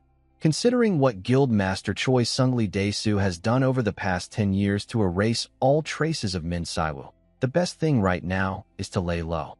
Min Si-woo picks up a piece of tamagoyaki, confirms that he'll keep a low profile, and then feeds the guild master, saying that if he's that worried, he'll be careful, so the guild master should just eat. The guild master eats the food and asks if Min Si-woo seriously thinks he's a kid, even though he's almost 30. Min Si-woo replies that to him. The guild master will always be a little brother. Two hunters notice the guild master sitting in the cafeteria and approach to greet him, asking why he suddenly came for lunch. They're surprised to see Min Si-woo sitting with him. Min Si-woo remembers meeting them at the tower and asks for their names. The guild master introduces her as Hunter Shin Jisoo, who recently joined their guild as a new recruit. Jisoo agrees and tells Min Si-woo that she even awakened an A-rank skill thanks to him. She also mentions that the guild master had already told her his name. The guild master asks if Hunters Suk and Jisoo are together today because of the joint seminar for new guild hunters. Hunter Suk confirms that's the reason and introduces Hunter Chu Heyman from the White Lion Guild, as well as Hunter Yamato from the Frozen Soul Guild. Hunter Yamato bows politely to show respect, and Hunter Suk Taiji adds that he's integrated from the Imperial Guild. Hunter Suk tells Min Si-woo that he's heard a lot about him from the guild master, but never had the chance to meet him until now. He continues, saying that he's also heard of Min Si-woo's great achievements in HMCS and looks forward to working with him. Hearing that, Min Si-woo happily replies that he feels the same. Hunter Chu Heyman then puts his hand on Hunter Suk's shoulder after hearing that Min Si-woo is the big shot rookie who caused such a stir. He tells Min Si-woo that he saw the video of him defeating Gert, but since Gert was kind of his rival, he asks again if Min Si-woo is really the guy from that video. It sounds like nonsense to him. Hearing that, both Jisoo and Suk grow visibly worried. Hunter Suk asks what's wrong with Hunter Chu Heyman today, and even the guild master gets angry, telling Hunter Chu Heyman that he's being incredibly rude to someone he's meeting for the first time, and inside the Imperial Guild's building, no less. Arrogantly, Hunter Chu Heyman asks if he can't even ask a question, taunting that the Imperial Guild sure seems strict. Hunter Suk asks if Hunter Chu Heyman has lost his mind, which only fuels the guild master's anger. The guild master remarks that it's the White Lion Guild that should be embarrassed by Hunter Chu Heyman's behavior and wonders how Guild Master Choi Sung-lee of the White Lion Guild would react if he found out. Seeing the tension rise, Yamato and Jisoo quietly decide to step away for a moment while the argument continues. Hunter Chu Heyman laughs and asks if the guild master is really going to report him to the higher-ups, even though he's Hunter Chu Heyman, an A-rank hunter and the Azura of White Lion. Arrogantly, he continues, boasting that he's the direct disciple of Xiaolong, the leader of White Lotus, and taunts the guild master by asking if he really thinks a guild name will scare him. It seems Min Saiwu recognizes the person Hunter Chu Heyman is talking about. Hunter Chu Heyman continues arguing with the guild master, claiming that guild master Sung Li Hyung has always been fond of him from the start. Finally, Min Saiwu claps his hands, saying that's enough, and tells Hunter Chu Heyman to stop complaining in someone else's guild. If he really wants to confirm it, he can come and find Min Saiwu himself. Min Saiwu continues that just by looking at Hunter Chu Heyman, it's clear his so-called master failed to teach him proper manners. So, Min Saiwu wonders how well that master actually trained Chu Heyman in combat. This makes Chu Heyman very angry, thinking about how a younger hunter like Min Saiwu dares to mention his master. If they weren't inside another guild's building, he claims he would have already taught Min Saiwu a lesson. Since Chu Heyman can't fight Min Saiwu there, he kicks a chair in anger and threatens him to watch his back at night. Hunter Suk becomes very worried after hearing that and immediately apologizes to the guild master, assuring him that he will handle the matter. However, the guild master says it's fine and tells them to just leave. Then, the guild master tells Min Saiwu not to worry because he'll take care of Hunter Chu Heyman himself and will make sure the White Lion Guild compensates them for property damage, which will cost at least a few million won. Min Saiwu reassures the guild master not to worry, saying that he held back just enough. Then, smiling, Min Saiwu adds that Hunter Chu Heyman is just a disciple's disciple, so he should cut him some slack. Sometime later, Baek Jianho, who is from HMCS and the director of the Korean branch, settled the matter with Guild Master Choi Sungli from the White Lion Guild. While drinking tea, Baek comments that Guild Master Choi Sungli could have simply processed this through official documents as usual, so it's an honor that he personally visited their headquarters despite his busy schedule. Guild Master Choi Sungli replies that it's not an honor, and clarifies that this time, it's not just about collaboration, they also need to issue an apology. Regarding the previous incident, he would like to formally apologize for the disrespect one of their guild members showed toward an HMCS rookie. Guild Master Choi Sungli continues that they've already discussed the matter with the Imperial Guild, but he felt it necessary to personally meet the involved party and apologize. Baek smiles and tells Guild Master Choi Sungli that there's no need for someone of his stature, the Guild Master of the White Lion Guild, to personally apologize. After all, there wasn't any serious physical confrontation. Still smiling, Guild Master Choi Sungli insists on meeting the involved party, but Baek has already seen through his intentions and tells him that what he's trying to do isn't an apology, it's a scouting attempt. Baek explains that hunters are invaluable assets to HMCS and are extremely busy. Right now, they're actually on assignment at the prison, escorting awakened criminals, so they're not even in the building. Guild Master Choi Sungli becomes uneasy, realizing Baek already knew his true intentions, and comments that it's unfortunate. He then adds that it's rare for a prison to request HMCS support. Baek agrees that it's rare, but not unheard of, and reveals that, until now, such requests were usually handled by large guilds. He then says to Guild Master Choi Sungli that it would be fair to say even more things are about to change from now on. Choi Sungli stands up, saying he understands what Baek is implying, and suggests that Hunter Chu Heyman should personally apologize if he himself cannot meet Min Saiwu. Hearing that, Baek agrees that it's fine since it's something that should be resolved between the two of them anyway, and then tells Guild Master Choi Sungli to travel safely as he prepares to leave. After stepping outside, Choi Sungli reflects on how far they are going just to keep Min Saiwu hidden, but he resolves that he won't give up on someone of that caliber so easily. He calls Secretary Co and instructs her to contact Hunter Chu Heyman, telling him to prepare for a trip and to make sure he presents himself as politely as possible. After taking the order, Secretary Co asks Guild Master Choi Sungli where Hunter Chu Heyman should meet. Guild Master Choi Sungli instructs her to tell him to meet at Incheon. Meanwhile, in Incheon, a police officer is sweating due to the summer heat. He asks why HMCS hasn't arrived yet, even though they were the ones who made the support request. Another police officer replies that they said they would be arriving soon. The first officer wonders why the prisoners are suddenly causing such a commotion when they've already been locked up for months. It's exhausting for him, especially since the inspection season is approaching. Frustrated, he throws down the file of a criminal named Sherry Voke, who had gone quietly when he was arrested. So the officer assumed he wouldn't cause trouble, but now he has suddenly started a riot as if he's lost control. Even with a mana suppression shackle on, he managed to overpower 5 people. The other police officer adds that Sherry was apparently well known in the underworld as a high-profile special criminal, and even investigative agencies struggled to catch him.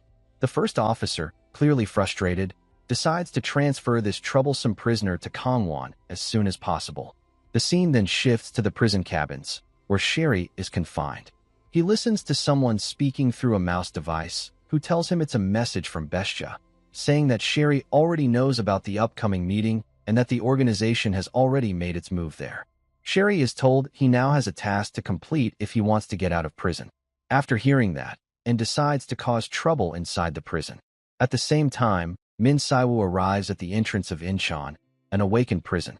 Hunter Chu Heyman also arrives in Incheon, but is shocked to learn that Min Saiwoo has just left. Chu Heyman wonders what's with the rushed inmate transport and mutters that it wouldn't have been such a headache if Sung Lee Hyung weren't so obsessed.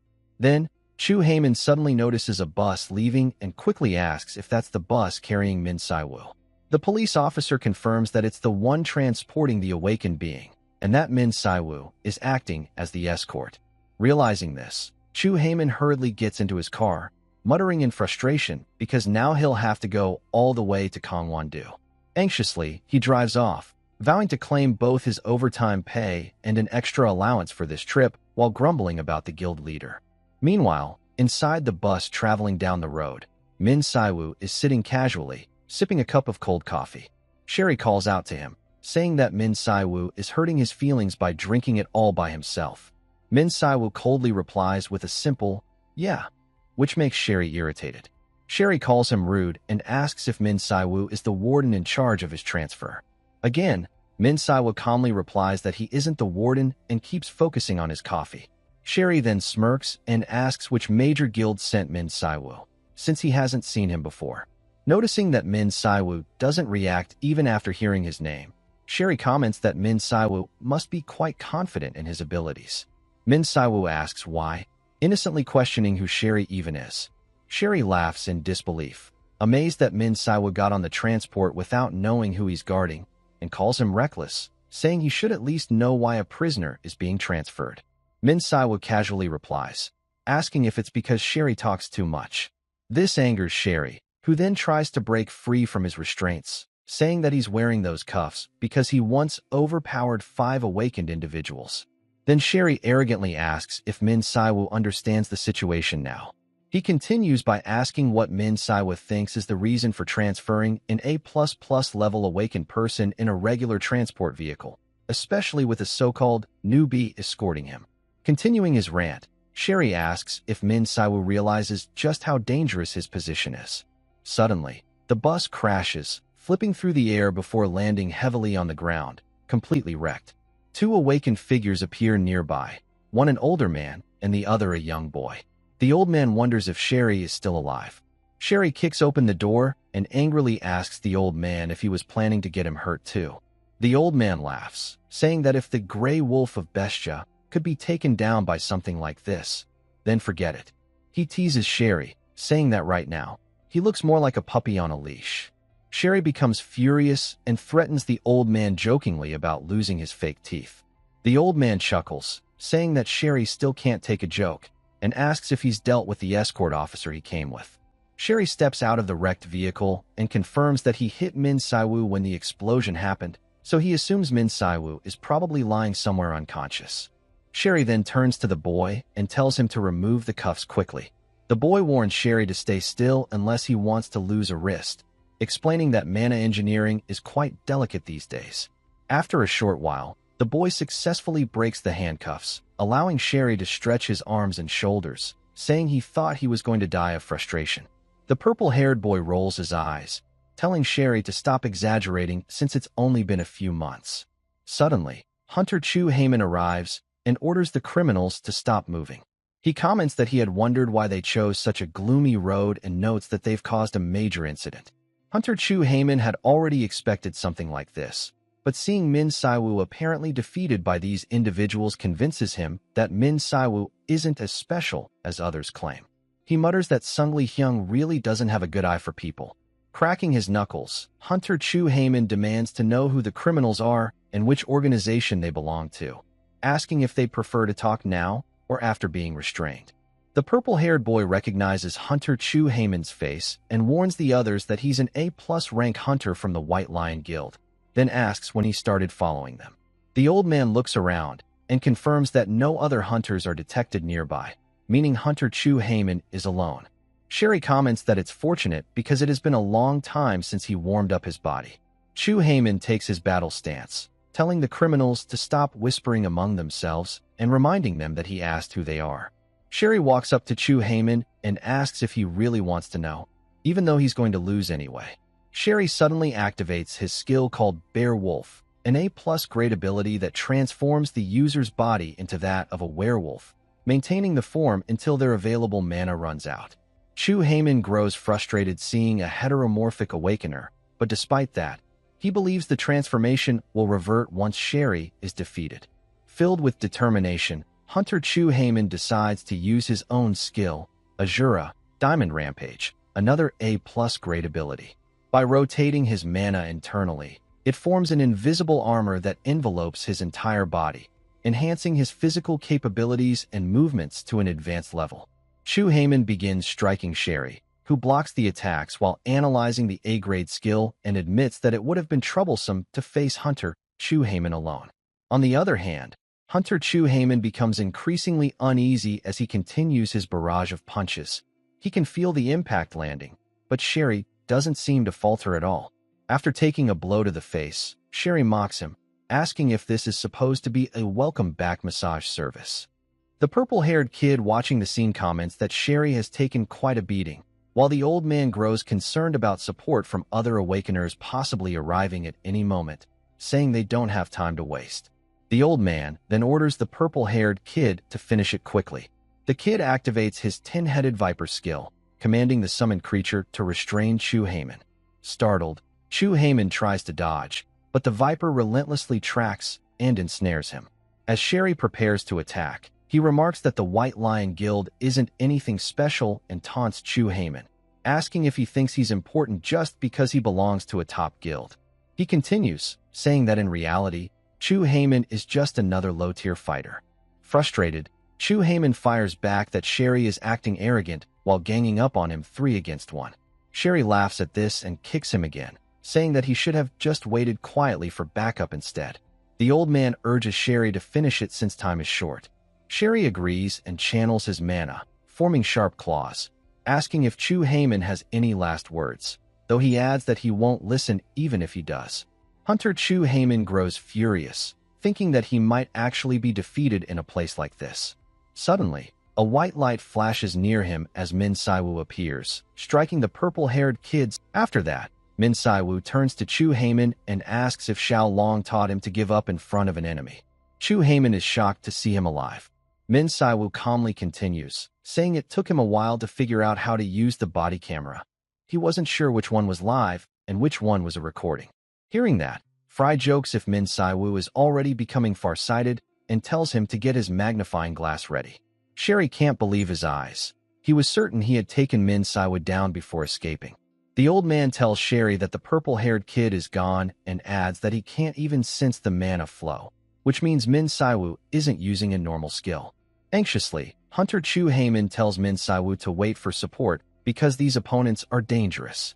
Ignoring the warning, Min Saiwoo begins listing the criminals' offenses. They launched a preemptive attack on the escort officer, released the seal on an awakened prisoner, destroyed the escort vehicle, attempted to harm Chu Heyman, and dared to interrupt Min Saiwoo's sacred coffee time. Declaring under the authority of an HMCS hunter, Min Saiwoo states that the 3 of them are considered offenders caught in the act and will now be dealt with on the spot by him. After that, Min Saiwoo begins glowing with the same light that surrounded Chu Heyman when he used the Azura skill. He tells Chu Heyman, who is Xiaolong's disciple, to lie there and watch carefully, because Azura is not just a skill for striking. Sherry curses at Min Saiwu and charges toward him, demanding to know what he's talking about. Min Saiwu then punches Sherry, sending him flying. The skill Min Saiwu is using is Azura, whose rank is unknown. It is the final form of the technique, rapidly rotating mana throughout the body to create armor that covers the entire frame, enhancing physical combat and leaving trails of its energy with every movement. Chu Heyman is shocked to see that Min Saiwu is using his master Xiaolong's technique, and then charges toward Sherry, who is still midair. However, he's suddenly interrupted by the old man, who uses Thunderwall Strike, Mahiraga, an A++ rank lightning-based magic skill capable of unleashing both large-scale area attacks and precise strikes simultaneously. The old man is astonished when Min Saiwu effortlessly dodges the attack and can't believe what he just witnessed. Min Saiwu realizes that the old man is using double casting with a cursed tool and compliments him, saying that he hasn't wasted his years. Hearing that, Fry asks what it is, admitting he's never seen a skill like that before, and wonders if it's something he can eat.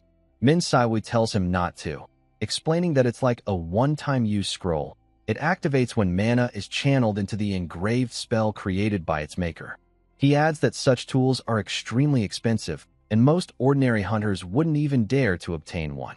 Fry comments that he's not interested anyway. Chu Heyman asks about Min Saiwu's true identity and how he knows his master's technique. But before he can finish, he's suddenly pinned to the ground by one of the old man's skills. The old man then warns Min Saiwu not to move unless he wants to see Chu Heyman crushed under his gravity field. Min Saiwu smirks and says to the old man that while his ally was being defeated, he was scheming in the background, and now he's making threats? The old man corrects him, saying that it's not a threat, but a deal. He tells Min Saiwu to walk away from the scene, promising that if he does, Chu Heyman will remain unharmed. The old man continues, saying that Min Saiwu was only dragged into this mission by chance, so if he leaves quietly, there won't be any problems. Uninterested in such offers, Min Saiwu asks what the old man is talking about. He explains that if he wasn't searching for something important, he wouldn't have accepted this troublesome mission in the first place, then casually remarks that Chu Heyman can handle a beating. This angers Chu Heyman, who thinks otherwise. The old man, surprised, asks if they aren't on the same side. Min Saiwu replies that the only ones forming alliances are them, and then reveals that he knows they are hunter-killers working for a powerful organization. He points out that the old man carries multiple high-grade cursed tools, meaning he specializes in countering awakened abilities, and that his access to sealed prison artifacts indicates deep connections. After exposing this, Min Saiwu starts walking toward the old man and demands to know who they're working for. The old man asks why Min Saiwu is questioning him when he already knows he came alone, then asks about his purpose and identity. Min Saiwu grows irritated and asks if the old man forgot to put in his hearing aid, reminding him that he already asked who he's working for. The old man shouts for Min Saiwu to stop approaching, but Min Saiwu ignores him and activates his shockwave skill, targeting the old man's cursed tool. The light begins to grow from the cursed tool, making the old man immediately drop it and stumble backward, realizing that Min Saiwu has just caused an overload by using a similar lightning-based skill. However, the old man believes that such a feat should be impossible for anyone with an ordinary human's mana density. Fry comments that the meal is starting to look a little more appetizing now. Min Saiwu considers this a good warm-up, noting that 40% of his mana has been restored. He then tells the old man to stop wasting time. The old man replies that Min Saiwu may have strength, but lacks understanding. Even if they were part of an organization, he asks if Min Saiwu really thought they would reveal any information so easily. While trying to stall for time and help Sherry recover, the old man continues, explaining that anyone affiliated with a proper organization signs an oath of silence, an oath bound by their own mana, and anyone who leaks the organization's secrets becomes a target for immediate elimination. Sherry finally regains consciousness, coughing, and the old man calls him a thickhead, saying that he's finally coming to his senses. Min Saiwu remarks that if the old man is only afraid of dying, then there's no need to worry, because after experiencing it a few more times, he'll get used to it. The old man, now terrified, orders Sherry to do something. Sherry activates his claw skill and charges toward Min Saiwu. shouting that he'll take him down even if it costs him everything. But before Sherry can attack, Chu Heyman intervenes, punching Sherry in the face and declaring that the numbers are finally even. Angered, Sherry tells Chu Heyman that he should have stayed down instead of interfering. Chu Heyman replies that he's talking nonsense, saying that the real fight is just beginning. Min Siwoo then activates his skill, known as a Thousand Winds, an SS rank technique. It's a large-scale wind attribute spell that manipulates atmospheric flow using mana, spinning it at high speed to deliver tremendous force. After the attack, Min Siwoo grabs the old man by the collar and asks how it feels, telling him that this is what facing death is like. The old man screams in pain as Min Siwoo asks how many more times it will take before he decides to answer his questions. The old man tries to speak, but since his words aren't the answer Min Siwoo demanded, Min Siwoo prepares to make him experience it again. Even Chu Heyman is unsettled watching this. He realizes that Min Siwoo is using healing abilities to keep them alive right before they collapse. Seeing such precise control over healing and damage, Chu Heyman thinks that if he were in their place, he might won't be able to endure that. Watching this incredible display, Chu Heyman can't help but wonder what kind of skill Min Siwoo is using. Min Siwoo then asks them for the third time who they're working for. Sherry kneels down, begging Min Siwoo to stop, and pleads with the old man, who's lying on the ground, to just tell him already. The old man finally reveals that they work for Bestia. Min Siwoo immediately understands what that means. The old man, half convinced before, now feels certain after seeing Min Siwoo's abilities. He realizes that Min Siwoo is one of the three vanished legends from long ago. Mad Dog, Min Siwoo. Min Siwoo smiles and says that since they can finally speak, it's time for the real conversation. Then, he uses a skill to form a projected image and asks if they recognize this snake-like figure. The assassin organization Bestia is a specialized elite hunter association centered around its leader, Crow. In this world, they hold significant influence in both skill and the number of commissioned requests they handle. The old man, a first-generation hunter who had lived in the shadows for many years, had no reason to hesitate when accepting an invitation from such a powerful organization. For killers belonging to Bestia, maintaining secrecy about fellow members is a fundamental rule. From the moment one takes the oath of silence, their life and death are tied to the organization's control. Until one's final breath, loyalty is the only law that matters. The old man had been affiliated with the organization for 15 years and believed he would never betray them. He thought he would rather die than reveal their secrets. However, after experiencing the pain of near-death multiple times, his lips began to move on their own. The old man tells Min Siwoo that the individual they mentioned is one of Bestia's members, codenamed Black Mamba. Min Siwoo finds the name strange and remarks that they are indeed part of the Bestia organization. He then asks both of them if they were ever involved in the assassination request for Hunter Young Minjun. Neither of them responds, so Min Siwoo releases a faint surge of pressure toward them. Sherry begins trembling on the ground, feeling as though the air itself is pressing down on him, and wonders what kind of monster Min Siwoo truly is. The old man insists they were not involved in the assassination attempt on Hunter Young, explaining that while they are affiliated with Bestia, they are independent members who rarely cooperate with others. He adds that members usually don't know each other's identities or whereabouts. However, he reveals that they came to retrieve Sherry from prison because of the organization's upcoming biannual meeting scheduled to happen in a week. They had been ordered to break Sherry out and take him there. The old man addresses Min Siwoo respectfully, calling him Lord, and offers to share the meeting's location and infiltration route if Min Siwoo wishes. He promises that they will do their best to assist him and then bows deeply, begging to be accepted as his subordinates. Hunter Chu Heyman, stunned, calls the situation absurd and asks Min Siwoo, whom he refers to as brother, if he's seriously considering their offer. Sitting calmly, Min Siwoo asks since when he became Chu Heyman's brother. Chu Heyman blushes and explains that since Min Siwoo used the Azura technique, it's clear he must be connected to Chu Heyman's master. If nothing else, Chu Heyman believes Min Siwoo must at least be a senior or perhaps even his master's mentor. He then says that instead of taking those criminals as subordinates, Min Siwoo should take him as a disciple. Chu Heyman admits he may have been rude at first, but promises that if Min Siwoo accepts him, he will serve him faithfully in every way. Before he can ramble further, Min Saiwu cuts him off, telling him to be quiet, and Chu Heyman immediately obeys. Min Saiwu then states that all he wants is information about the snake-like individual known as Black Mamba.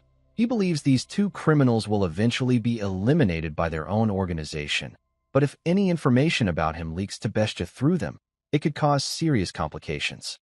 After considering the situation, Min Saiwu decides to accept them as his subordinates, which greatly shocks Chu Heyman. The old man thanks Min Saiwu sincerely, vowing to be loyal and never cause trouble.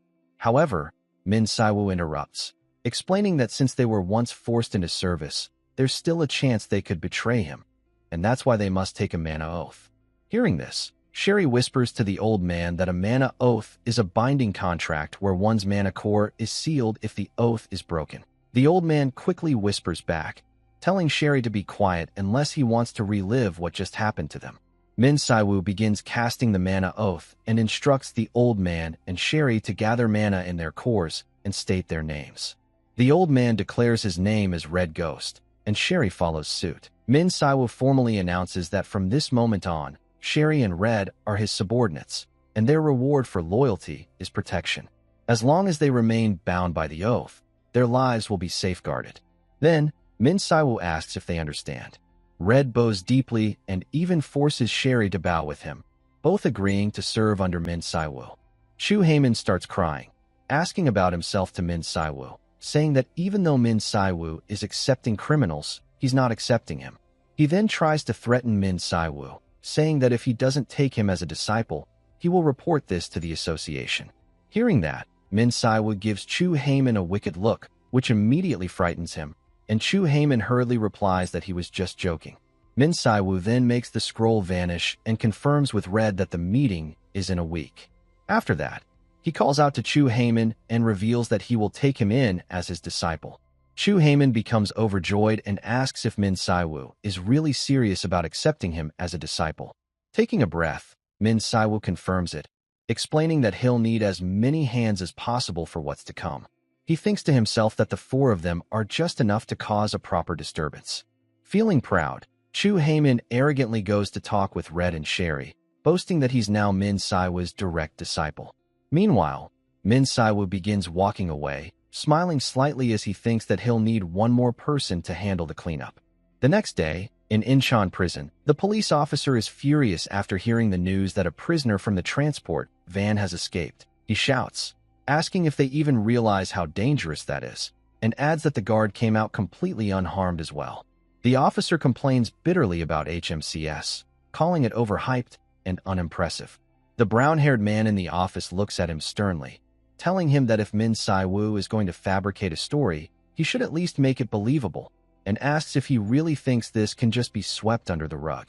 The frustrated officer continues, asking why the new transport officer hasn't shown up yet, calling the whole operation sloppy.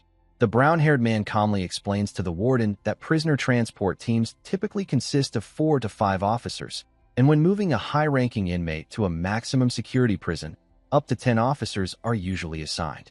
The warden is startled, and the man continues, pointing out that in this case, the warden specifically requested only 1 officer, excluding the driver, and that it was at this very Incheon facility. Sweating, the warden insists that it doesn't matter, claiming that the fact remains that the prisoner escaped. The brown-haired man interrupts, stating that according to his information, the new transport officer reported that the prisoner confessed to bribing high-ranking prison officials before the escape. The warden grows furious, calling it an obvious lie since the body camera was turned off when that supposedly happened. The brown-haired man replies that he understands, so they can't take the statement at face value, but since the issue has been raised, it must be investigated.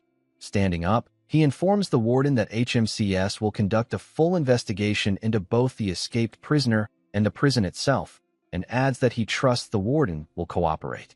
The scene then shifts to the brown-haired man now meeting with Min Saiwu.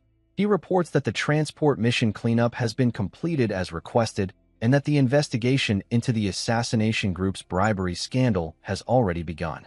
Then he asks why Chu Heyman from the White Lion Guild, an unknown old man, and the escaped prisoner Sherry are present. Min Saiwu silences him, telling him to be quiet and sit down, addressing him as Hunter Byung-gu and assuring him that there's a reason for everything. Once everyone settles, Min Siwoo begins explaining the operation. He announces that tomorrow they will infiltrate the Bestia Assassin Organization's meeting, where 8 top-ranked awakened killers specializing in targeting other hunters will be gathered. He says the infiltration details will be explained by the directors, instructing Hunter Byung-gu and Chu Heyman to pay close attention. Shocked, Hunter Byung-gu asks if Min Siwoo seriously intends to infiltrate an assassin organization's meeting with such a small team, and on an unofficial mission. Then he asks what the goal of the operation is. Min Siwoo smiles and replies that the goal is obvious: the complete elimination of all assassins present at the meeting. The assassin group's meeting finally begins, and someone comments on the high attendance today. They are seated around a round table, and 2 chairs remain empty. The brown-haired woman calls the boy next to her an idiot, noting that Red Ghost and Sherry have not arrived yet. The brown-haired man replies that he didn't count those traitors as true members. The red-haired man joins in, saying that Red and Sherry don't seem like the type to have the guts to betray the organization, so their absence is unexpected. Hearing that, the blue-haired man smiles and suggests that they might be worth eliminating. The brown-haired woman curses Sherry because he promised to hang out with her and declares she will kill him. Another assassin interrupts, saying it's not their decision to make because how to handle traitors is up to the boss. The boss replies that she's enjoying the chatter and tells them to continue. It's been a while since their last meeting, and 3 people are missing, which even she finds shocking. She asks if anyone else has anything to say. Silence falls over the room, and the boss half-jokingly suggests a death match to decide who will take care of the traitors. The mood changes, and everyone falls quiet, until one of the members, Black Mamba, tells the boss to stop. Her jokes are never funny, and points out that the real problem is they already know the meeting's location and time. The brown-haired man replies arrogantly, asking if Black Mamba really thinks those 2 nobodies, Red and Sherry, can do anything. Are they going to storm their meeting? The moment he speaks, an alarm blares, alerting them to intruder activity, unknown movement detected across routes 1 through 5. The boss laughs at the alert, commenting that they were just talking about it. Some attendants stand and say there are 5 entrances, so they'll take 1 each. The brown-haired man grumbles that it's a hassle, while the brown-haired woman, acting smug, says she just put on a new outfit. Black Mamba sips his tea and urges them to wrap this up quickly and return. Before they go, the red-haired man asks why the boss is staying while Black Mamba and Hedgehog are not going. Black Mamba replies that he doesn't facing weak opponents, and Hedgehog notes that since every spot is taken anyway, she'll just focus on her game. Suddenly, Hunter Byung-gu notices the boss speaking to Black Mamba. The boss thinks aloud that she should have ordered them to not kill the intruders and bring them back for identification, but these guys are too violent for that. Black Mamba compliments her, saying merely keeping them in line is impressive. Hunter Byung-gu panics inwardly, thinking he has never won 50,000 won in his life, so why is he suddenly this lucky? Now rewind to 30 minutes earlier. Min Siwoo and his team are preparing to infiltrate the assassin meeting. They reach the entrance of Bestia's meeting place, an impressively guarded hideout.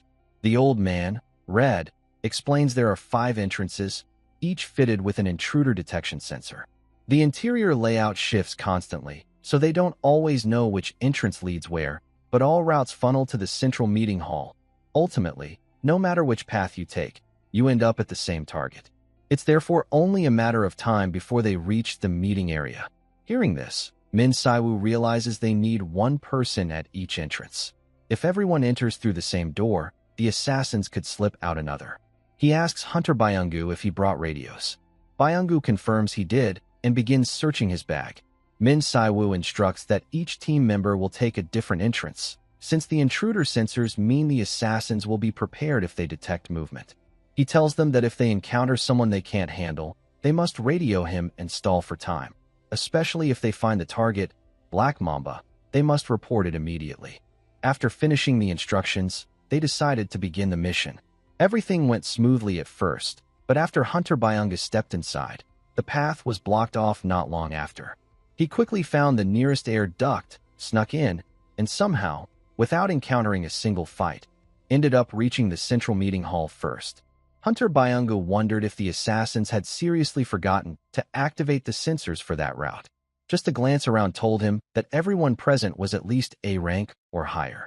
The lax security, the way every path led directly into this hall, it all screamed that they intended to eliminate any intruder the moment they stepped inside. With 5 assassins gone to investigate the intruders, Byung-gu realized battles were likely breaking out across the area. Even if he called for backup on the radio, regrouping would take time. Thinking this through, he decided to start thinning out their numbers while he had the chance. He took a small marble from his pocket and tossed it near the assassin's table. Seeing the marble, Hedgehog walked over to pick it up. The moment she grabbed the marble, it detonated, instantly knocking her out. The boss calmly remarked that she was dead. Black Mamba stood up, saying that someone had managed to sneak in. Hunter Byung-gu threw a bomb toward them, but Black Mamba blocked it with his hand, complimenting Byung-gu on the ambush but saying he didn't enjoy games of hide-and-seek. He then tossed the bomb back into the air duct. With no choice left, Byung-gu revealed himself, landing on the ground and kicking at Black Mamba. The man blocked it easily and recognized him as a hunter from HMCS. Byung-gu grew anxious. He had only managed to take down one of them. Even after using a magic grenade designed for counterterrorism, his enemies were still standing. The black-haired man, who seemed to be their leader, wasn't even using visible skills, making Byung-gu wonder who he was. Black Mamba commented that there was no way Byung-gu had come alone. He asked if the traitors had told everything to HMCS. Byung-gu angrily replied, asking what if they had. Black Mamba smirked, saying he would actually be impressed, risking their lives to leave the organization only to end up under such a garbage guild master, Choi Sung-lice. Furious, Byung-gu attacked again, silently using his skill to launch a knife strike at Black Mamba. The boss, sipping her tea, complimented his strategy. The knife struck, and Black Mamba laughed, saying he had almost forgotten Byung-gu's ability, telekinesis, if he remembered correctly. As they fought, Byung-gu noted how tough Black Mamba's body was and how quickly he healed. He wasn't using special skills, just reinforcing himself with mana. Then Black Mamba charged forward, calling it just a warm-up, and punched Byung-gu, sending him crashing into a wall. He hadn't wanted to leave handprints on Byung-gu, but now he said there was no helping it. He turned to the boss, asking for permission to finish him off. The boss nodded, saying she'd figure something out afterward. Byung-gu quickly reported through the radio that he had engaged the target in the central hall, and that, aside from the target, there were 2 others present. Before he could finish, Black Mamba kicked him in the chest, knocking him to the floor. Black Mamba taunted him, saying he was a little late, and asked who was coming next, the HMCS chief, the traitor Red, or maybe the little wolf, Sherry. Laughing, he wondered if all of them were on their way. Just then, hunters Chu Heyman, Red, and Sherry arrived at the hall, charging in to attack Black Mamba. But he swiftly dodges, remarking that this is rather unexpected. He notes how surprising it is that they managed to deal with Best's killers so easily and still return alive. With a hint of mockery, Black Mamba comments that the boss must be quite disappointed. The boss smirks and replies that she thought she had chosen capable ones, but didn't expect them to be this weak. Even so, something feels off to Black Mamba. Judging by their injuries, there had clearly been a fight, but there's no way they could have defeated a tiger or a grizzly that easily. Suddenly, Chu Heyman lunges at him, shouting that Black Mamba talks too much. Black Mamba catches his attack effortlessly and reveals that he knows exactly who Chu Heyman is, a hunter from the White Lion Tiger Guild. With a sharp twist, he throws Chu Heyman back and coldly asks what he's doing there, considering he's not part of HMCS. Hunter Chu Heyman crashes near Byung-gu and apologizes immediately. Red and Sherry are exhausted as well, and Black Mamba realizes something doesn't add up. Their teamwork is sloppy, as if they only met yesterday. He concludes that they're just a group of awakened individuals whose paths wouldn't normally cross, not an organized team. Then he demands to know who brought them all together. The scene shifts to Saiwoo, who has already defeated all the assassins nearby. Meanwhile, Chu Heyman grows furious at Black Mamba's arrogance. He shouts that no one looks down on Chu Heyman of the White Lion Guild and urges Byung-gu to snap out of it and get up. Byung-gu stands and asks how everyone got into the meeting area so fast. Chu Heyman explains that he rushed over as soon as he heard the call. It sounds impressive, but in reality, they were still fighting enemies near the entrance when Min Saiwoo suddenly appeared and ordered them to head straight to the center. Chu Heyman had been fighting the red-haired assassin at that time, and he assumed Sherry and Red Ghost faced similar situations. Regardless, he insists they must hold the target until Master Saiwu arrives. They all do their best to attack Black Mamba, but he effortlessly dodges every strike. Sherry grows irritated, asking if it's even possible to capture an A+ rank awakened individual without going all out, and on top of that, it's Black Mamba. The old man Red senses something is wrong with the conference hall. He hasn't even used his skill yet. Red realizes that Black Mamba, an irregular awakened being, might have something planned. In terms of speed and power, Black Mamba is practically Bestja's second-in-command, though he doesn't possess high-level skills like teleportation or tracking. Red suspects they might have set up a hidden mechanism. Meanwhile, the leader of Bestja, the boss, Crow, simply observes the scene. Crow's abilities are immeasurable, even to Red, making him an unpredictable variable whose next move no one can foresee. Red decides to use his cursed tool. Driving it into the ground, he tells the others that he'll handle the leader while they focus on capturing Black Mamba alive. Sherry clashes fiercely with Black Mamba, but grumbles about Red's order, frustrated that he's always the one stuck with the dirty work. Black Mamba exhales slowly, asking if no one plans to answer his earlier question. At that moment, Chu Heyman prepares to strike while Black Mamba is in the middle of fighting against Sherry. Red then declares that no one leaves until Master Saiwu arrives and immediately activates his binding formation skill, targeting both Black Mamba and Crow. Crow smirks and taunts them, asking if they intend to make his subordinates join their side too. Red warns him to stay calm, saying that even someone of his rank can't easily escape a binding formation. Hearing that, Crow chuckles and compliments Red's new boss for being strong enough to provide such powerful support. But as he raises his hand, his tone darkens. He says that even so, betraying the assassin organization so easily is going too far. Suddenly, without hesitation, Hedgehog attacks Red from behind. Seeing this, Hunter Byungu and Sherry rush to Red's side. Byungu shouts in disbelief that Hedgehog was definitely dead. At that moment, Black Mamba breaks through the binding formation. He mutters that continuing this any longer is a waste of time. Whether they believe it or not, Black Mamba and his group are quite busy. They don't know when reinforcements might arrive, and they still have to deal with the remnants of the fallen organization. That's why Black Mamba activates his skill, Draconian, declaring that he will make sure they all die as quickly as possible. Draconian is an A++ rank skill that mutates the user's body into a venomous, lizard-like form. This transformation can be maintained until the caster's mana is completely drained. Hunter Byunga moves to support Hunter Chu Heyman from the rear, but Chu Heyman tells him to stay put, warning that his ribs are broken and that normal attacks won't even scratch Black Mamba's hide. For now, Chu Heyman decides to take the lead himself. He punches Black Mamba head-on, feeling the impact resonate through his arm just as it did during their first clash. Chu Heyman realizes that while Black Mamba's irregular skill might appear similar to Sherry's, his mana density is abnormally high. On top of that, there's something strange about this conference hall. It feels like the ground itself is acting as a binding trap. Whatever the assassins have done here, the environment is working against them. Knowing this, Chu Heyman accepts that he's the tank of the group. His superior durability means his role is to buy time, though the chaos around him makes it impossible to expect much help. Black Mamba charges in and throws a powerful punch at Chu Heyman, hitting him with overwhelming force, unlike anything he's ever felt before. But suddenly, a knife strikes Black Mamba's hand, glowing with green mana. It's Hunter Byungu providing support from a distance. However, Black Mamba counters by using his skill Erosion, shocking Byungu. He didn't expect Black Mamba to wield elemental magic as well. The corrosive energy from the attack sends both Byungu and Chu Heyman crashing to the ground. Black Mamba swiftly appears behind Byungu, grabbing him by the neck. Hunters who walk in the light are often deluded, he says coldly. The rank of a skill, the amount of mana, or sheer numbers alone don't determine victory. He tightens his grip and continues. Did you really think a place you walked into so boldly wouldn't have countermeasures to protect itself?